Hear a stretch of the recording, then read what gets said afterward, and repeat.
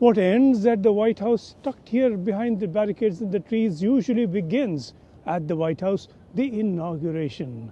If all goes by tradition and to plan, President-elect Donald Trump will visit White House on Monday morning and together with Joe Biden drive to Capitol Hill where the inauguration ceremony is due.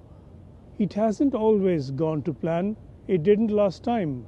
Trump refused to do that and Joe Biden went to the ceremony at Capitol Hill on his own. But the idea of the two going together is to make a demonstration that the transition has been smooth and democratic and the way it should be. But not everything has gone to plan so far. A viewing gallery set up here on Freedom Plaza just by the side of Pennsylvania Avenue is now being dismantled. The ceremony has been moved indoors. The predictions are that it will go as low as minus 14 degrees. Trump said that he doesn't want to expose people to this kind of Arctic blast, which means that people will not gather by the sides of Pennsylvania Avenue to watch the motorcade and also then to watch the parade that is usually a part of the ceremony. That too is being moved indoor to another location. Tens of thousands of people have come to Washington, D.C. from all parts of the country to watch the parade, to watch the whole ceremony, and they're going to have to go back without being able to watch anything directly in person. But wait, nobody's getting to Capitol Hill without passing a couple of politically loaded milestones along the way. The Department of Justice here, right by Pennsylvania Avenue.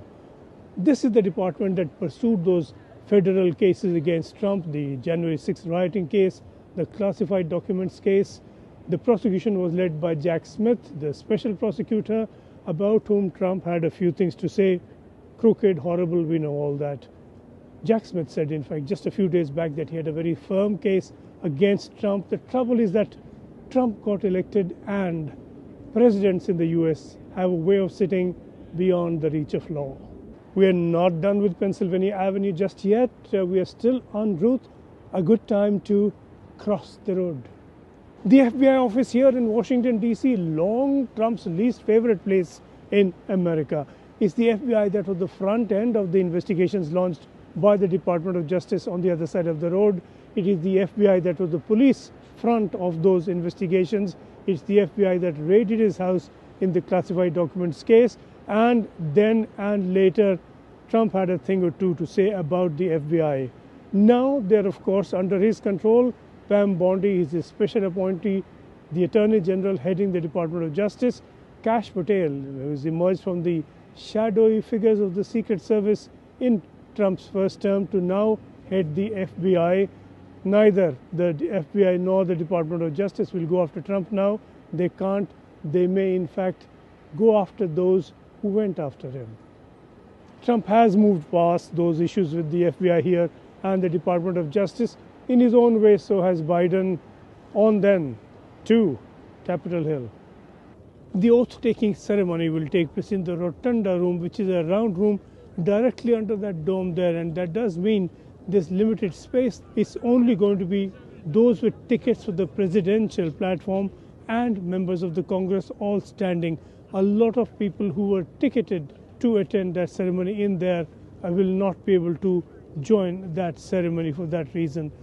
Both the Vice President J.D. Vance and President Trump will be sworn in. First it will be J.D. Vance just before 12 noon, and then at 12 noon Trump will be sworn in as president. He'll be given the oath of office by John Roberts, who is the Chief Justice of the Supreme Court. The oath is really quite simple. President Trump will then swear to uphold the Constitution and to carry out his duties faithfully as the executive head of the government.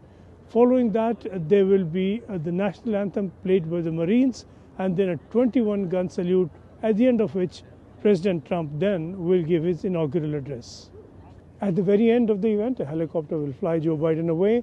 Trump then heads to Capitol One, an indoor venue for an indoor parade and a concert. He will then move to the White House to sign a whole lot of orders waiting on his table, and aren't we waiting to see what these will be.